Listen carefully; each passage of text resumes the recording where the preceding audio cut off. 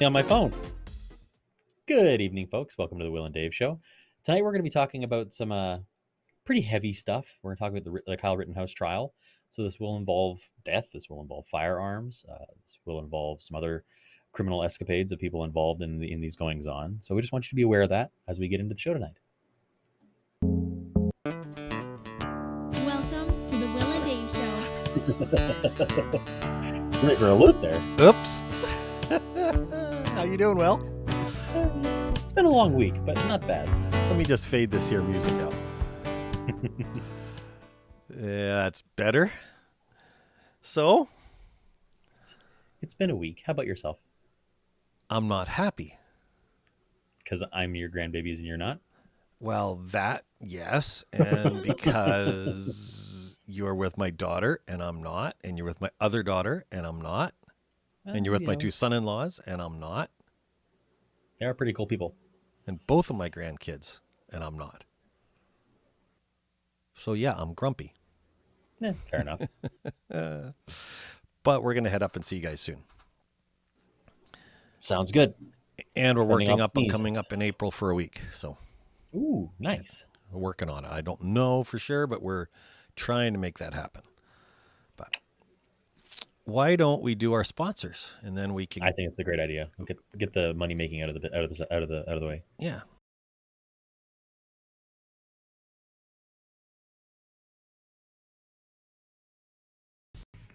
The sponsor for this episode is Northern Truss, your one-stop shop for floor systems and for all your truss needs.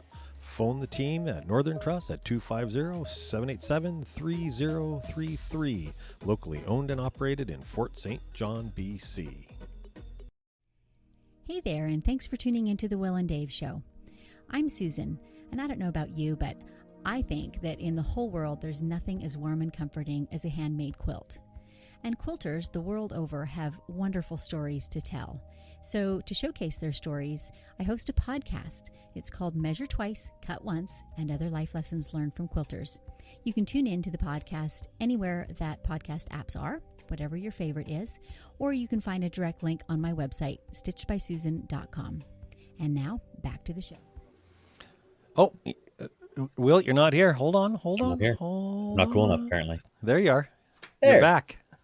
So if you'd like to support the show for the price of a cup of coffee, you can go to www.buymeacoffee.com/WillAndDaveShow. For the price of a cup of coffee, you can help support the show as we try to grow it and expand our reach.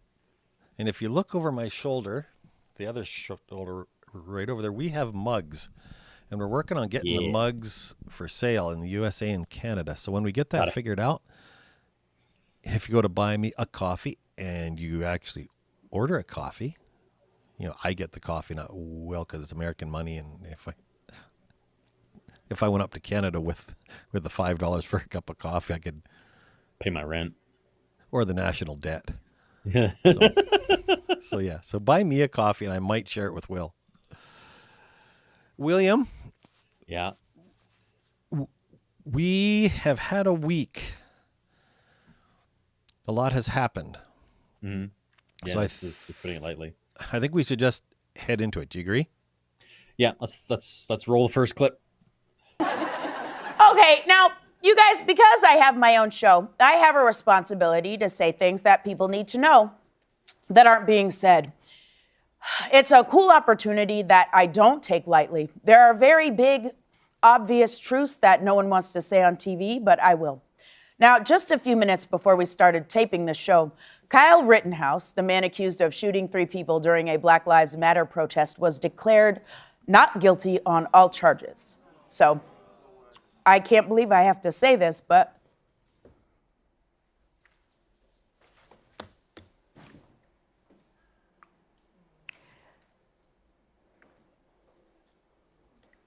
it's not okay for a man to grab a rifle, travel across state lines, and shoot 3 people and then walk free. It's not okay for the judicial system to be blatantly and obviously stacked against people of color. It's not okay for there to be an entirely different set of rules for white people. But I don't care about Kyle Rittenhouse. I don't care about that racist judge. And I don't care about how up that jury must be. White people have been getting away with murder since time began. I don't care about that. I care about you. And I can't believe I have to say this, but you matter. You matter. Every time one of these verdicts come out, it's easy to feel like you don't, but I'm here to tell you that you do. You matter.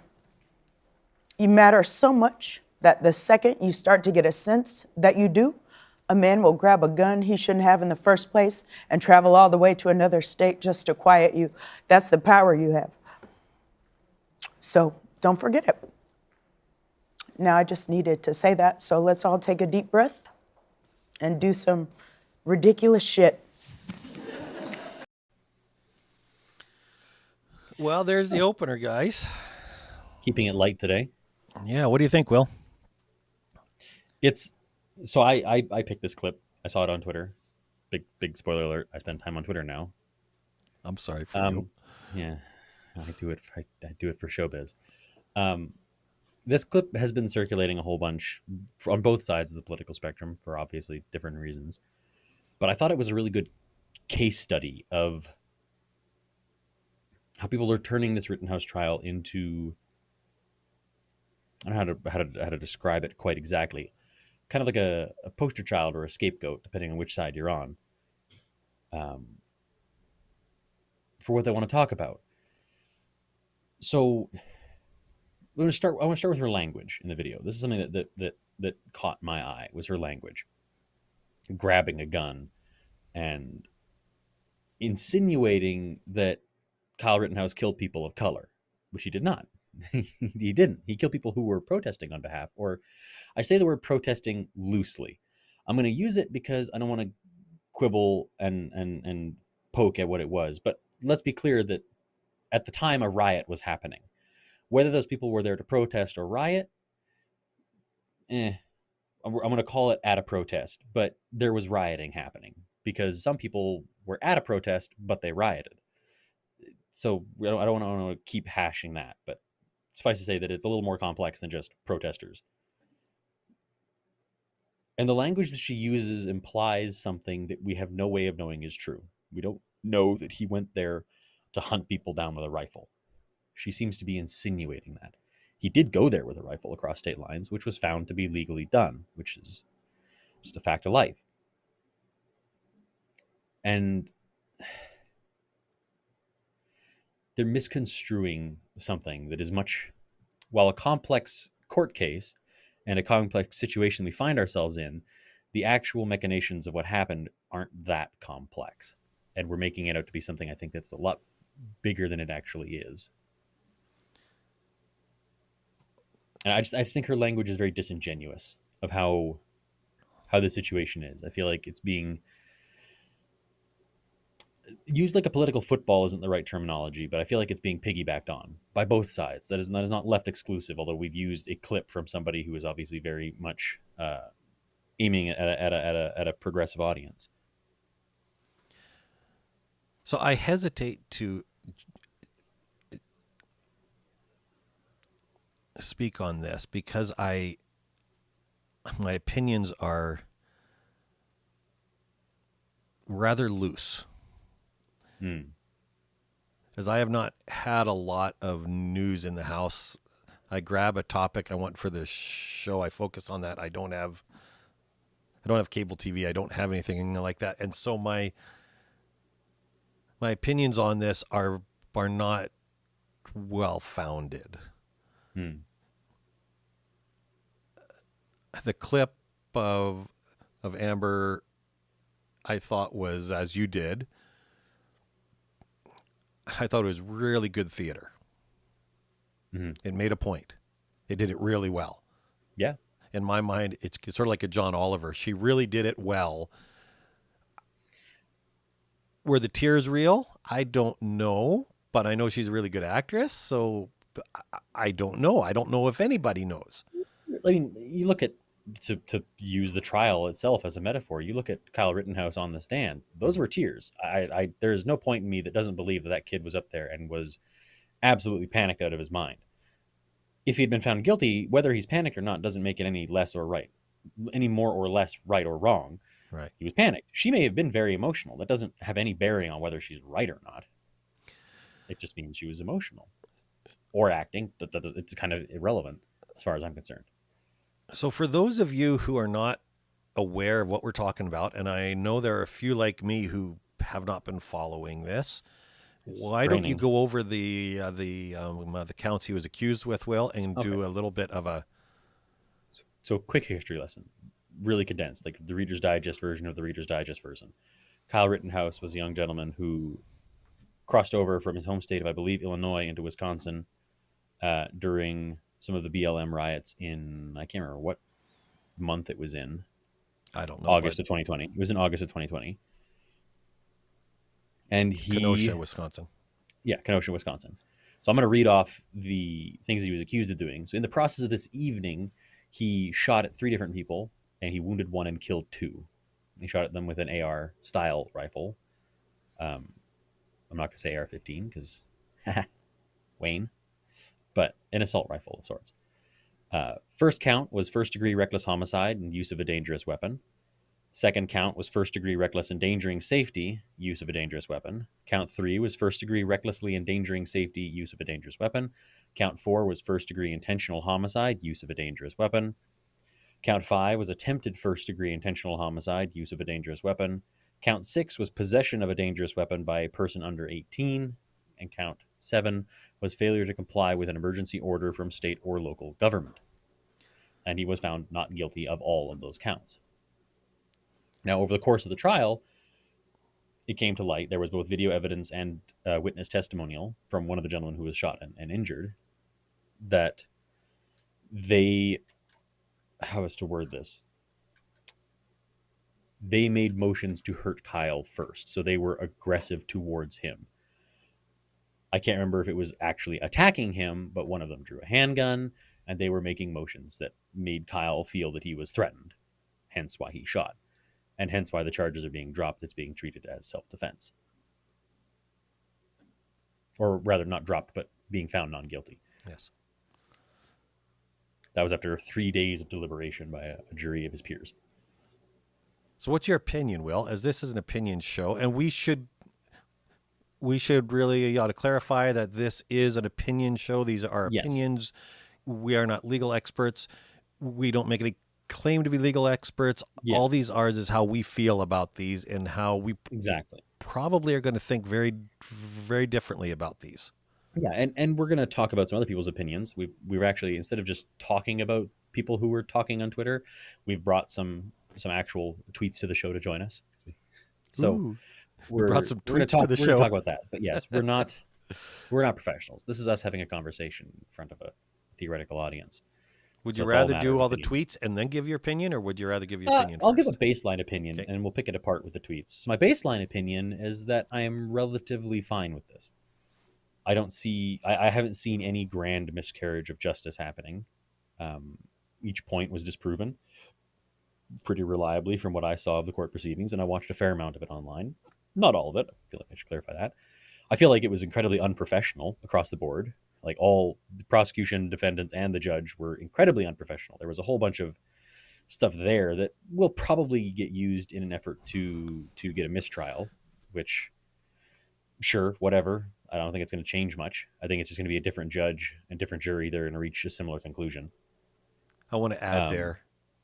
So yesterday, after you mentioned about this, I hopped online. I thought I'd do a little bit of research for the show, and there's a clip of the judge yelling at the prosecutor, and I thought he's been watching way too much TV because and that's the kind of stuff you're supposed to do behind doors.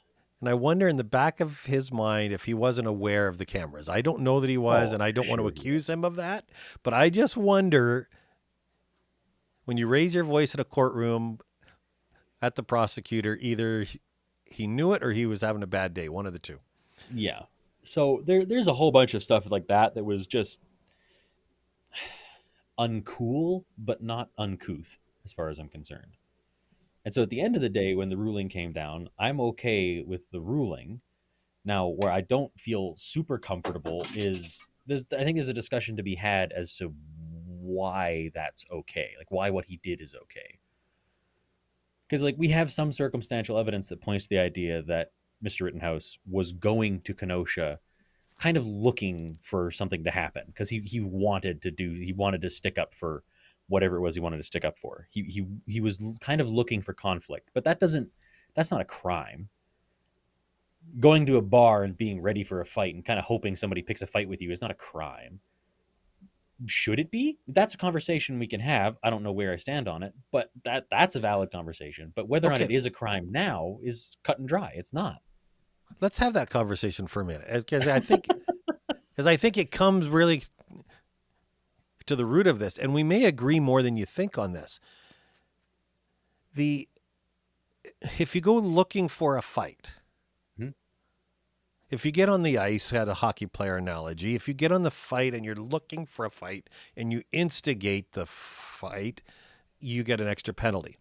Mm-hmm. Now, if you go on the ice and you're ready for a fight and somebody else instigates the fight, you don't get the extra penalty, only because you were ready for it and you were already in a bad mood. Yeah. So that is really, I think, is where this is the idea that he went, all jacked up and looking for trouble. Are we going to go on? Are we guilty for our thoughts? I guess it sort of brings to mind the Minority Report with Tom Cruise. Yeah. Are we going to judge people their? This is it. I would judge him. I would say that it's immoral to go looking for a fight like that, especially when you're dealing with a firearm. I would argue that it's immoral, but I don't think that it's a crime. I don't think it's illegal. I don't think it's something that you can convict somebody on. Right. I can waggle a finger and I can say, that's not cool. I don't like that, and talk to my friends about how much I don't like that and refuse to hang out with that Kyle Rittenhouse guy because he's weird. But that's about it. Like, that's all I can really do. I don't think that's something you can. I believe he was 17 at the time of the incident, so put him 17 or 18 now. I hope his parents. I hope they grounded him for a decade. I mean, I think what he's gone through is probably worse than any grounding. Oh, I don't know. He's going to get a book deal and a movie deal. I can almost promise you. Oh God, that's something we're going to get into. We're going to get into that. Is the number of, I kid you not, the number of congressmen that are offering him jobs. I know it because he's a celebrity. He is a kid who is probably dealing with some wild PTSD right now, who just got out of the most traumatizing event of his life. Now, I'm not saying that any more or less traumatizing than the people who got shot and or died. But the fact of the matter is that he is still dealing with a lot. Let the kid go home. But Jesus, we can ride his coattails and make the news. Yeah, Matt Gaetz. Okay, let's move on to some of your tweets, and then we'll come back to some of this. Yes, please. Let's start with your buddy, Mr. Matt Walsh, my buddy. So if you scroll down a little bit, his tweet is about he would not share a pizza with people who want to lock an innocent man in prison for the rest of his life for defending himself against a mob of arsonists and child rapists. I don't even want to share a country with these people, let alone a meal. This is in reference to a video that was circulating of some people bringing pizza to share across lines at people protesting this event. And I love the top comment here. This comment is fantastic. You can read it. I don't want to read that because it's Matt Walsh, and I never want to be associated with anything that Matt Walsh says. I can't quite read it on that screen. Matt, I want us to work together. People unite. No, Matt, like no, not like this. I just think that sure. If you really disagree with people on an ideological level, don't share a pizza with them, whatever. But Matt's you're a public jerk. figure who talks about your unity, Matt Walsh, Mr. Matt Walsh. Yeah. You're an asshole. Like, unity is good. I don't care if it's with people you don't like. The idea that some people were willing to set their ideology aside and just share a moment of coming togetherness, and you are sitting here being like, bah humbug on that. Go kick rocks, man. Seriously. So you picked these, so you get to read them. I picked one Okay. topic in this one, so you get to read Matt Walsh. Another one for Matt Walsh. Spoiler alert, he's on here again too. But really worried about the slippery slope. Now everyone is going to think it's okay to shoot a child rapist when he's trying to kill you. Where does this lead? I mean, will any child rapist ever be able to kill anyone without getting shot? I don't want to live in that country. So I'm going to jump in here. Hold on a second. I want to jump in there because the last sentence, or the next to last, will any rapist ever be able to kill anybody? No rapist killed anybody. And actually, for that, on that note, as far as I know, I only did a cursory glance. Mr. Rosenbaum, I think, the gentleman who's on the sex offender registry, we don't know that he raped anyone. He's just on the registry. We don't know why. Now, that doesn't mean it's good by any stretch. It's just we don't know where in the realm of bad that exists. And so him making wild accusations is already kind of sus.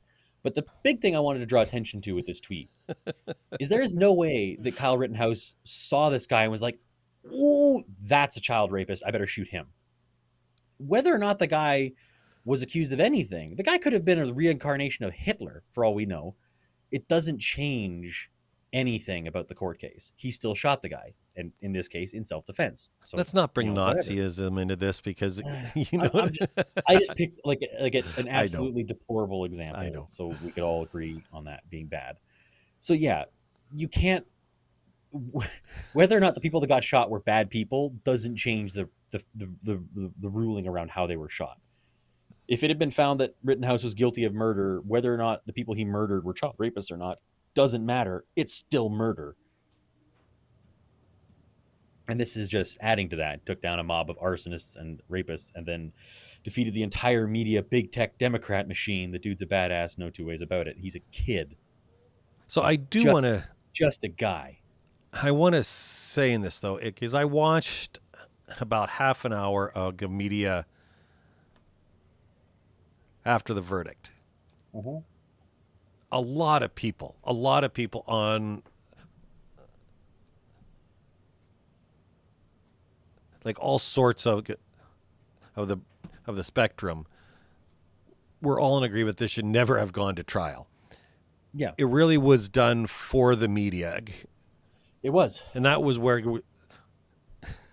my title came in. I didn't ask you about the title because we were running late, but it really was a trial of the media, not of a jury. It was by the media, and it was all in.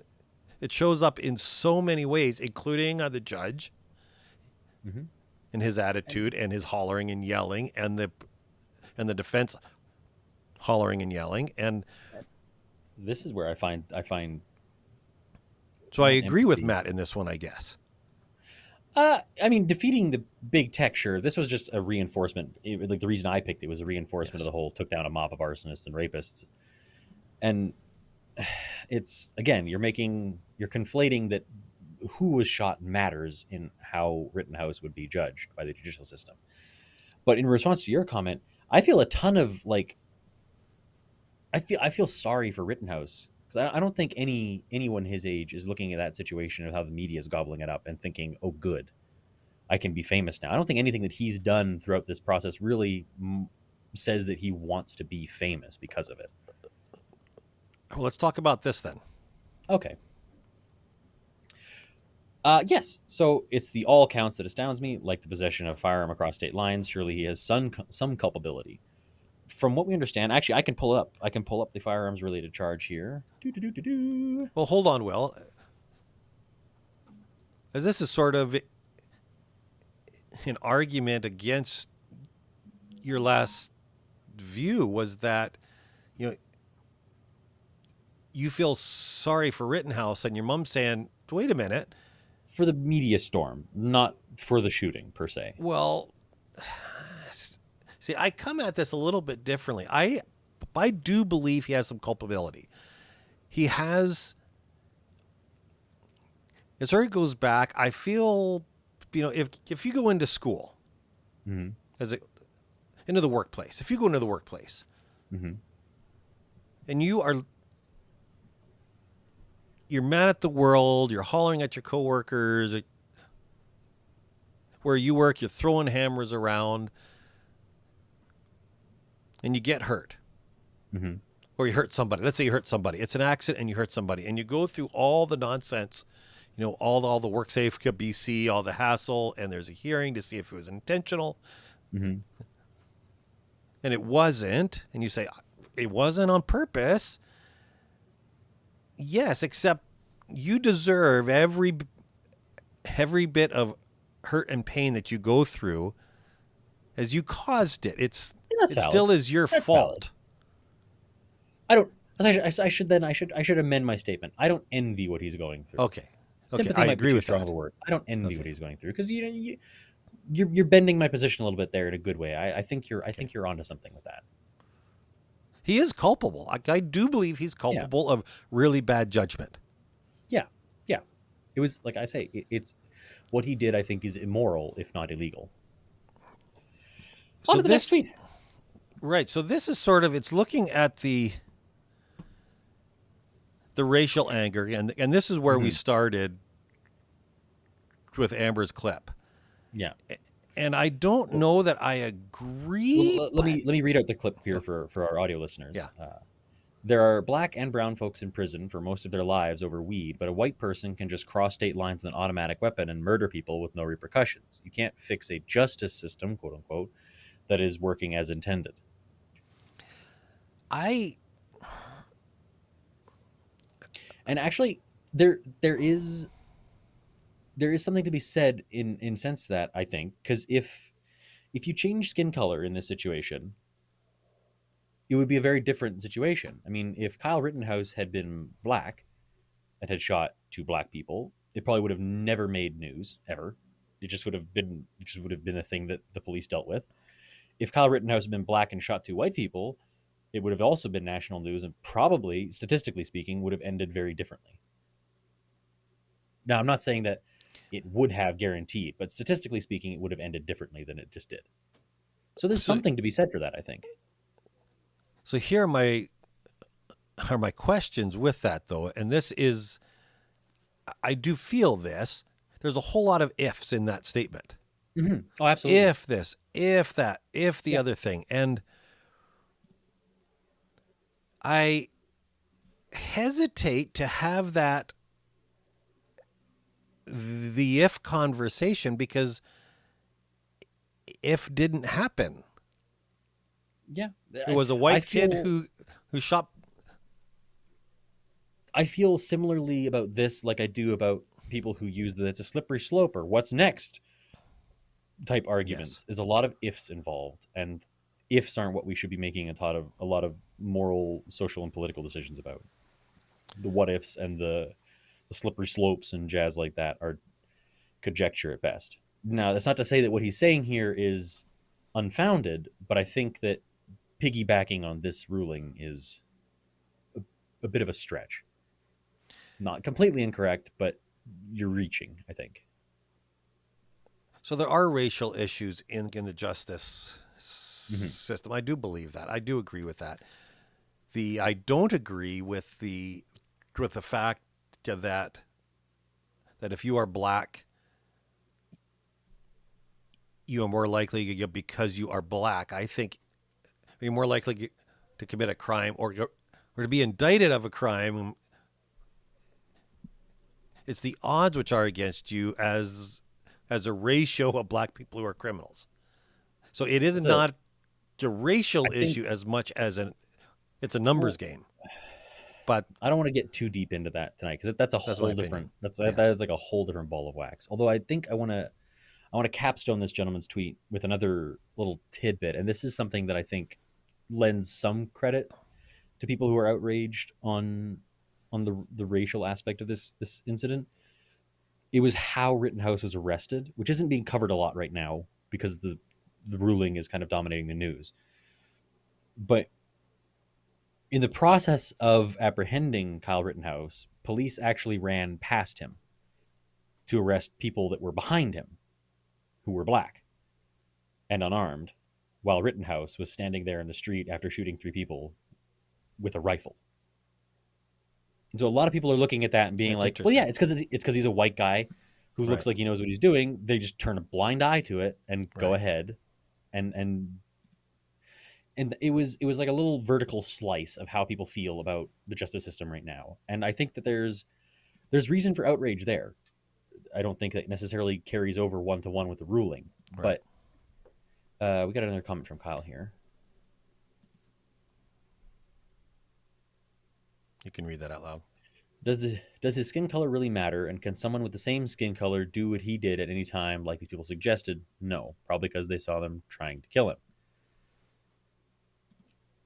Well, the people that were behind him, as far as I know, weren't. They were just part of the protest. They weren't actively attacking Rittenhouse. They may have been doing other things, I'm not sure. But just the fact that there's a guy with a rifle, if I show up on site and I see 2 dudes running or smashing things or doing whatever off yonder, and I see dude with a rifle and 3 people on the ground in front of him, the first person I'm going to deal with, dude with the rifle. Whether I arrest him or not, I feel like he is the primary thing that I should be interceding on and finding out what the heck's going on. Go to the dude with the rifle and deal with that first. So let's move on and to our final video. Mm-hmm. Well, the jury got it right in finding Kyle Rittenhouse not guilty on all charges. The reality is that the fact that these charges were brought before there was any serious investigation into what occurred is evidence that the government was actually motivated by politics from the beginning, which in and of itself should be considered criminal. So when I watch, I went and I was looking for a rational voice from the other side of the aisle, from somebody on the liberal side of the aisle. And this is what I came up. The first is she was a Democrat who ran for president, and this was her opinion. I thought, well, that's interesting, as this is somebody who is on the other side of the aisle who agreed with the verdict. Mm-hmm. And I found that interesting. I'm a fan of Tulsi Gabbard, mind you, so I didn't mind that I found it. It's sort of, again, it's my echo chamber, and YouTube, I'm sure, knew that fact when it suggested it, but everybody that I heard from, except for the activists, all agreed this should never have gone to trial. And in that regard, I think I agree that it shouldn't have certainly been a big trial like this. I don't know how else you go about doing a proper investigation without a court case involved. Like if you're having an investigation into it, I would imagine there will be a court case involved. Now, whether or not it should be a big televised national event like this is another question entirely. Right, because usually you do the investigation and then Trial happens. right, if there's enough evidence, you do the trial, you have the trial, Right. and that's usually the way it works. And I believe from what I have read and heard, it was the other way around, and that is the unfortunate With how part of this. simplistic most of the decisions ended up being for this case. I mean, in terms of determining whether or not the rifle that he carried over was legal, determining whether or not these things were done in self-defense, like the shooting people was done in self-defense, etc. With how cut and dry most of those things turned out to be, I'm inclined to agree. I don't know why it ended up going this far outside of for potential political gain.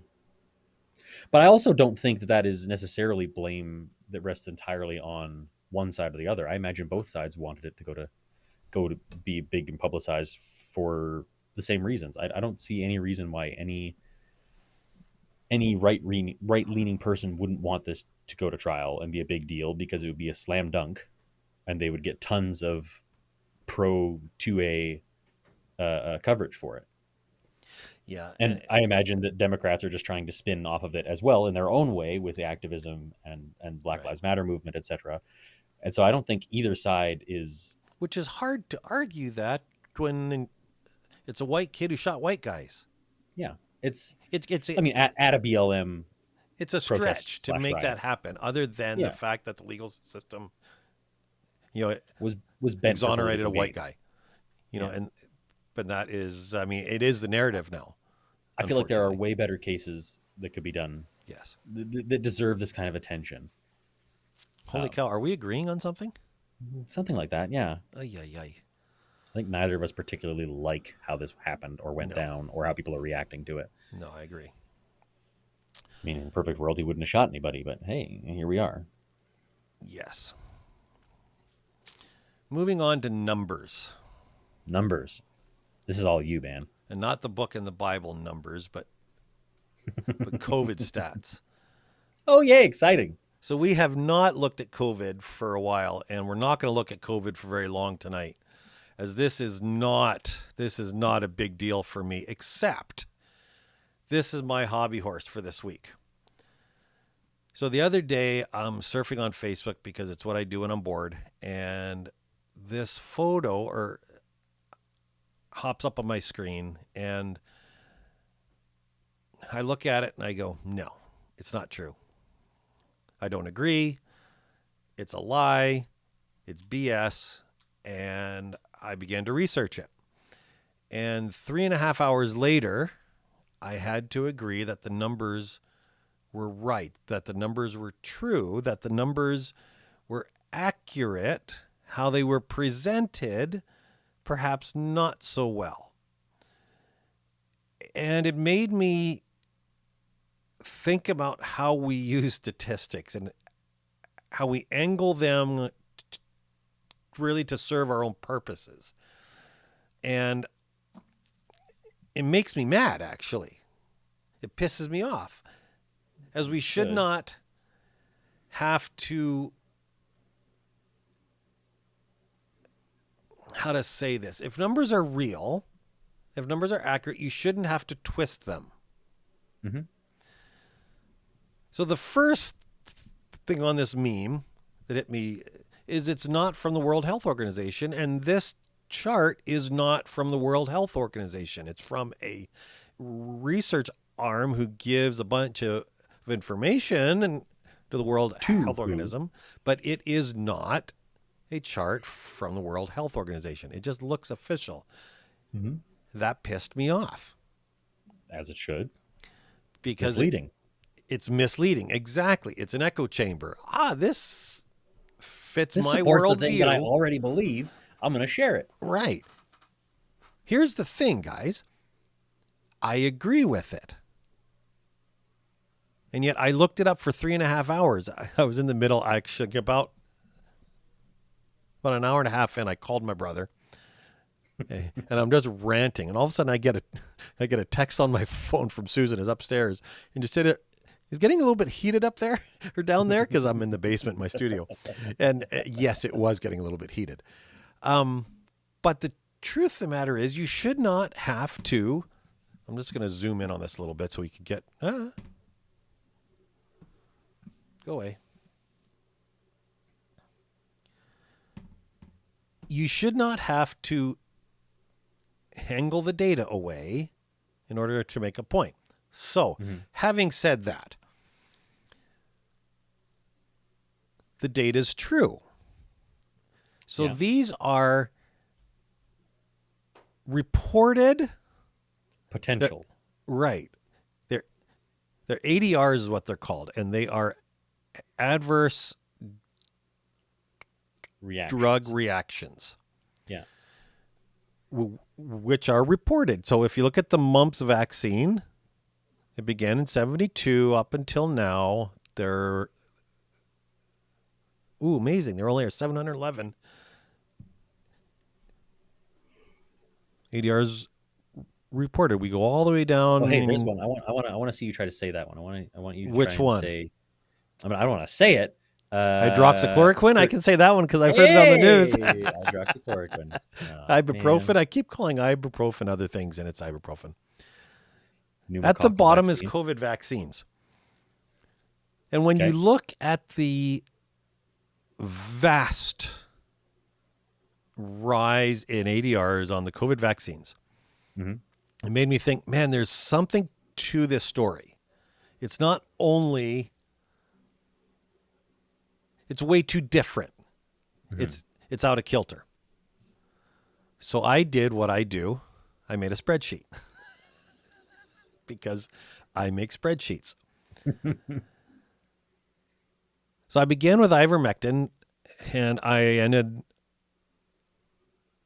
on the vaccine. And I added in here the other one for Zantac. Zantac is one which was yanked off the market here 3 weeks ago or 4 weeks ago. As it was, in the words of the CDC, it's a time bomb. It's going to kill people.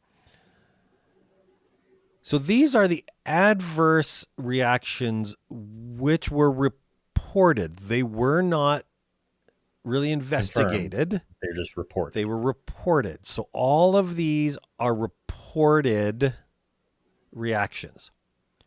So if you look at ivermectin, look at hepatitis vaccines or the polio vaccines, and then you look at the COVID vaccines, and the annual average is, for me, is the big number. And the other number, which is interesting in this, is that we've been working on the COVID vaccine since 2014. And you don't hear a 2014? lot of, yes. Yeah, it wasn't for COVID-19. It was for SARS, a derivative of COVID. Yes. Or of COVID, sorry. Yes. And that's, so, yeah, we pivoted from that vaccine into the COVID-19 vaccine. right. So this is why when you get a thing of Clorox bleach wipes, it says on there, and it has for a number of years, it kills the coronavirus. It's because they've been working on this for a number of years. So it's not a conspiracy. They have been working on this vaccine for a number of years. It just was aimed at another virus. So it still does not explain the annual average. Oh, excuse me. I mean, The I think there are adverse social effects for explanations for it. COVID, the adverse effects. And what I did was I grabbed it and I said, you know what? I'm going to do it as here was my assumption. Is all the rest of these were all around for years and years, and nobody knew or worried about the, if it be for polio or for hepatitis or ivermectin, nobody cared. It wasn't in the news, wasn't in the media. The thing with the COVID vaccine is all of a sudden everybody's hearing about it on the media, on shows like this, on the Joe Rogan show, on all these things. It's getting this media, and they wake up one morning and they say, "Ooh, I have a headache," and they call their doctor and said, "I got the vaccine. I have a headache." He might have reported that. I mean, it has to be reported. Has to be reported. So what I did on the adjusted number was out of every 10, I threw away 90%. Mm-hmm. It still is a factor of 8 Yeah. higher. What I would wish we had access to right now quickly on the show was rate of doses given. 3.3 million. What, total? Yep. That seems incredibly low. Well, not Is that million. Canada, No, stateswide? I'm sorry. It was actually, I did look that. It wasn't million. It was billion. And Because I would love to know relative yeah, to say I'll tell you here in a second. I'll look it up. influenza, how many doses of influenza were ever administered, and then compare COVID that. from Johns Hopkins is where I found that. Okay, I'll look up influenza. It was the map from Johns Hopkins, and the number of vaccines administered hits up right here in the upper right.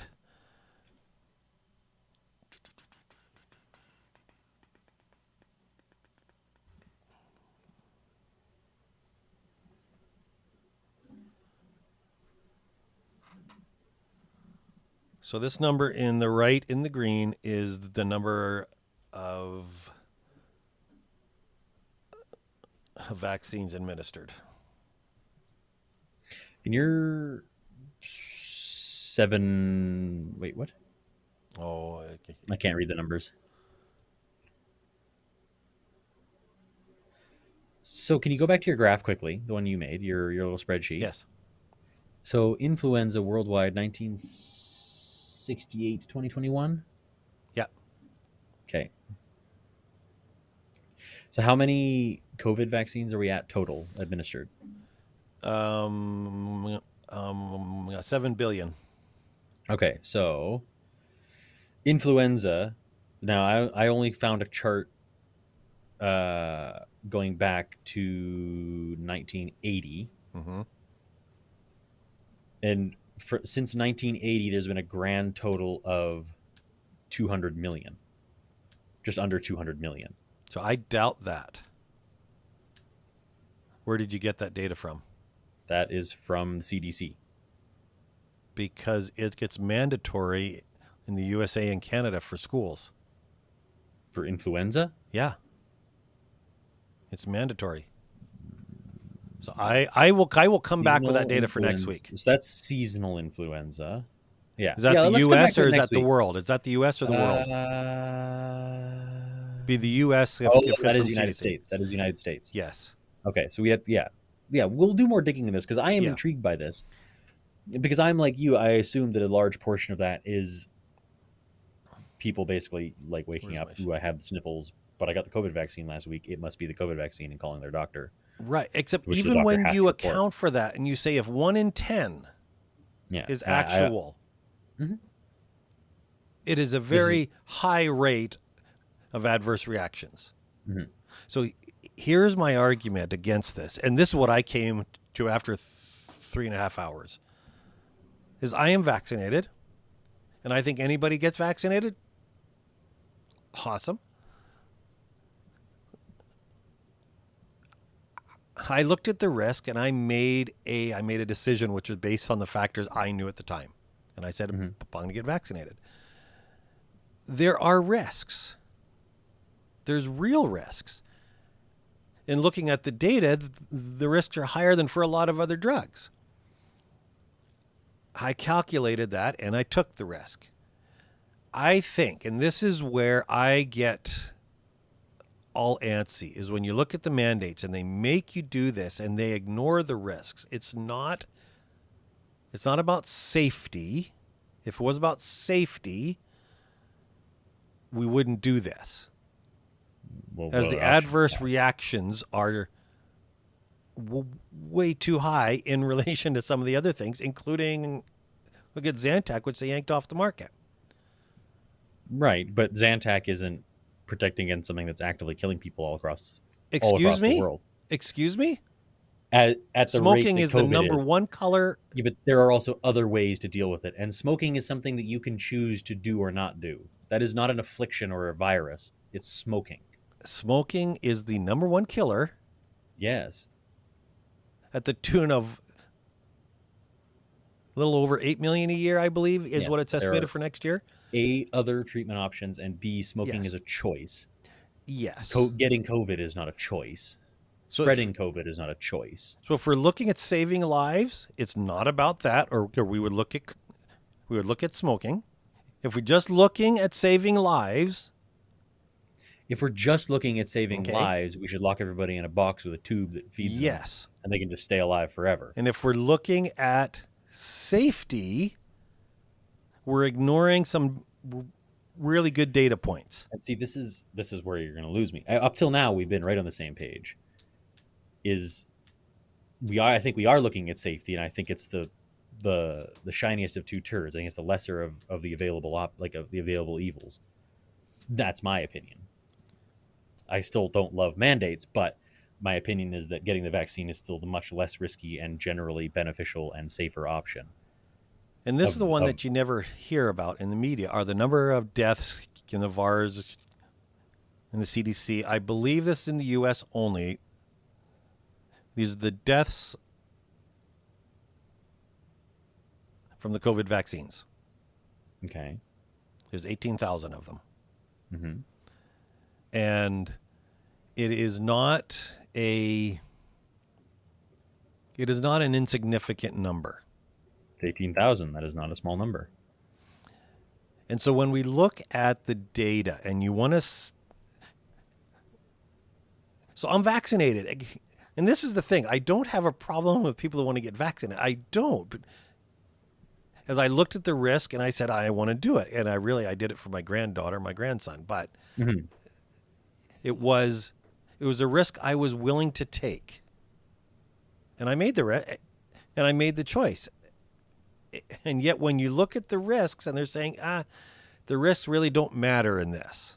I think the risks matter, but as soon as I think that the government is doing this incorrectly. I think the government is trying to gloss over the risks because they're too worried that people who are already standing in a position of not wanting to get the vaccine are going to latch onto that and be like, that's bad.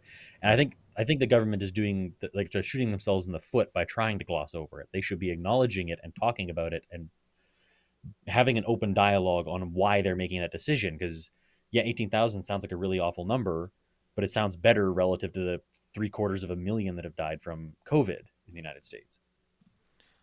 So I feel like that's something that the government should be talking about. And I do want to hit on this too. Cigarettes are very addictive and hard to call it a choice. Yes, I have a lot of sympathy for people who deal with addictions, but more of a choice than COVID. Why? Why? Why? Because you, at least to some degree, have control over whether or not you smoke cigarettes. Addiction makes things hard, nigh impossible sometimes, depending on the person and the situation. But the choice to do it initially was still yours, and you had a say in it. So that doesn't mean you're beyond sympathy or help, but you had a say in it. Somebody who dies from COVID may not have any say in it whatsoever, so I agree and yet it is still. with you, with the caveat, all the way up until about a year or 8 months ago, when there's a vaccine available, and now we have the booster shots available. It absolutely is not a choice, or it is a choice now.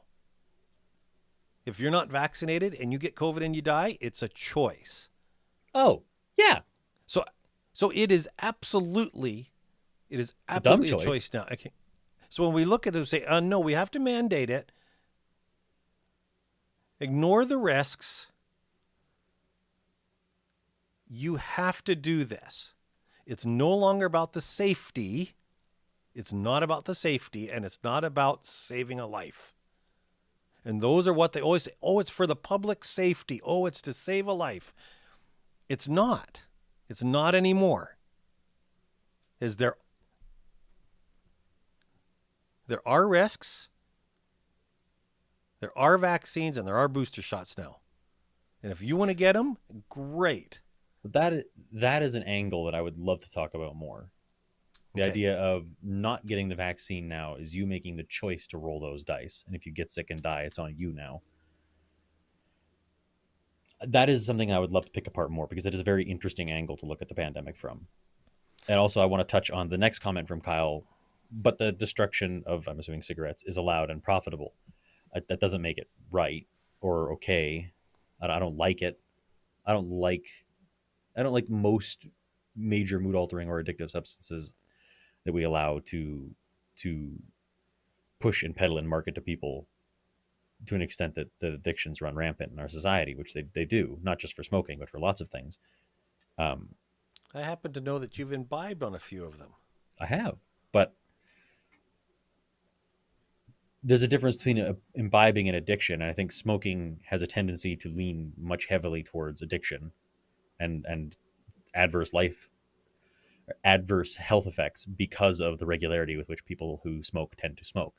That's not, I don't want to make that a blanket statement. Everyone who smokes has health problems. I'm just saying that, relative to, say, someone who has a drink now and then or smokes now and then, smoking tends to be something that people do every day. Yes, I would agree with that. Not everyone drinks every day. I think maybe this could be a topic of a show is addictions and smoking. I think it'd be a great topic, and we'd need to get an expert in here because we don't know jack diddly about it. I know experts in this field. That is an excellent idea for a future. Now they're going to come at it from a religious standpoint. You okay with that? Yeah, I can work with that. That's the people I know. Sorry, that's spoiler alert. I work with people from a religious standpoint all the time. It's kind of if I have a talent in life, I like to think that it's, despite being irreligious, I function well with people who are religious. I like to think that's one of my talents in life, is I function as kind of a bridge in that gap. Yeah. Anyways, Will, was as much disagreement as I had planned on. It's surprising how those things happen on the show. We come to the table and we're like, we're probably going to butt heads on this one, and then we just don't. I'm not a fan of everything in the Rittenhouse horror story. I think it was horribly managed. I don't like. There's a lot of things about the story I don't like. I don't like that he went and did what he did. I don't like that. Doesn't make it a crime. And that is, I guess, at the end of the day, is what it comes to. It didn't make it a crime. Yeah. And immoral, not illegal. Yeah, that's good. That's a good way of putting it. So, for those of you who actually watched all the way to the end, we would like to say to you that this show is a show of opinions, not facts. We look at news things and news stories from a right perspective, an old perspective, a young progressive perspective. And it's about how at the end of the day, I'm going up and I'm going to visit him in a few weeks, and we won't strangle each other. We'll still be talking with each other. But we might strangle each other, but it won't be because of the news topics. It'll be because of other things. It may be because you are hanging around with my grandson before me. That pisses me off. I literally within 5 minutes of holding him, I FaceTimed you just to rub it in. I also encouraged your brother to text you about the baby looking just like you, chubby. Oh, you guys. I encourage that wholeheartedly. So I do want to say, so his name is Levi Jordan, and I always mix it up, call him Jordan Levi, and I don't know why. His name's Levi Jordan. So I get a text, or I get a call from his dad after he's born. I get a call from Chad. I think you told this story on last episode too, but I'm ready to hear it again. I think you did, yeah. Oh. Okay, then all I'm going to say in this episode is you suck, Go check Chad. out the last one. Yeah. You suck, Chad. Absolutely, you suck. My brother sucks. My son sucks now. I'm mad at you, Will. Just for the record. Until I get up there, I'm going to hold that opinion too. And yes, I'm going to agree with Kyle on this one. I think that everybody should be in this stance with the way the world's going right now. We all need a little prayer these days. So, William, do you have any words of wisdom for our viewers before we leave the show? I do. Stay safe. Don't die. Have a good night, folks.